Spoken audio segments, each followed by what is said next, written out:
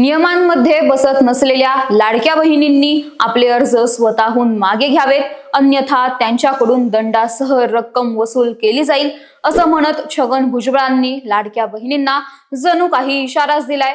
त्यामुळे खरंच नियमांमध्ये न बसता देखील लाडक्या बहीण योजनेचा लाभ घेणाऱ्या महिलांवर आता खरंच कारवाई होणार का, असा प्रश्न अनेकांना पडला आहे। म्हणूनच निवडणुकांआधी लाडक्या बहिणींवर स्तुतीसुमने उधळणारं सरकार आता अचानक निवडणुकीत विजयी झाल्यानंतर त्याच बहिणींवर कारवाईचा बडगा उचलणार का, तेच जाणून घेऊयात आजच्या या व्हिडिओतून। नमस्कार, मी श्रेया आणि तुम्ही पाहताय महाराष्ट्र कट्टा।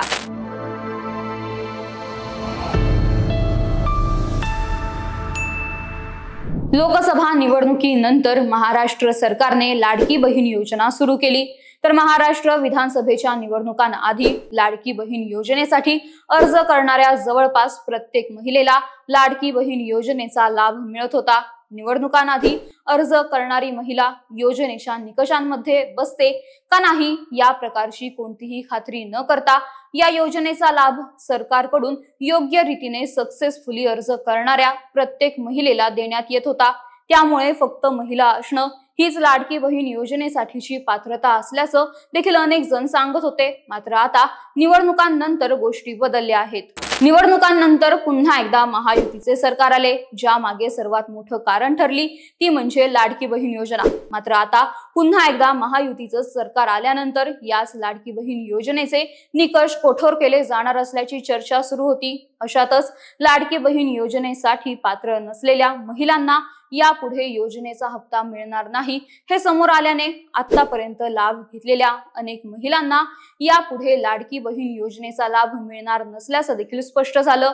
तर कोणत्याही लाभार्थी महिलेसंदर्भात तक्रार प्राप्त झाली तर तिच्या अर्जाची छाननी केली जाईल, त्यानुसार निकष बाह्य महिलांना अपात्र करण्याचा निर्णय घेण्यात येईल, असं वक्तव्य खुद्द महिला व बाल विकास मंत्री आदिती तटकरे यांनी केलं होतं। त्यामुळे निकषांमध्ये न बसता देखील लाडकी बहीण योजनेसाठी अर्ज करणाऱ्या महिलांवर कारवाई होणार का, अशी चिंता सगळ्यांना लागून राहिली होती। अपात्र महिलांना योजनेतून आपलं नाव काढून घेण्यासाठी आवाहन केलं पाहिजे।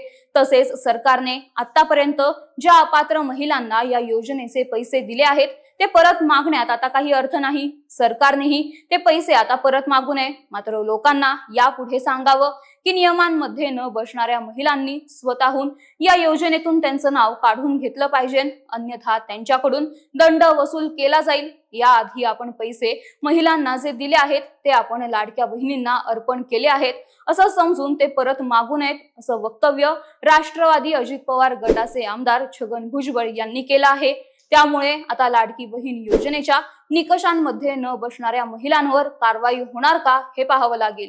तर छगन भुजबळ यांनी त्यांच्या या वक्तव्यामधून निकषांमध्ये न बसणाऱ्या अपात्र लाडक्या बहिणींवर कारवाई होण्याची शक्यता असल्याचे संकेत जरी दिले असले तरी सुद्धा याआधी ज्या अपात्र महिलांनी या योजनेचा लाभ घेतला आहे त्यांच्याकडून कुठल्याही प्रकारची पैशांची वसुली होणार नसल्याचं देखील सूचित केलं आहे। मात्र राज्यात या सगळ्या संदर्भात महाराष्ट्र शासनाकडून अद्याप कोणतीही अधिकृत घोषणा करण्यात आली नाहीये। निवडणुकांआधीच अर्ज छाननी प्रक्रिया का केली गेली नाही?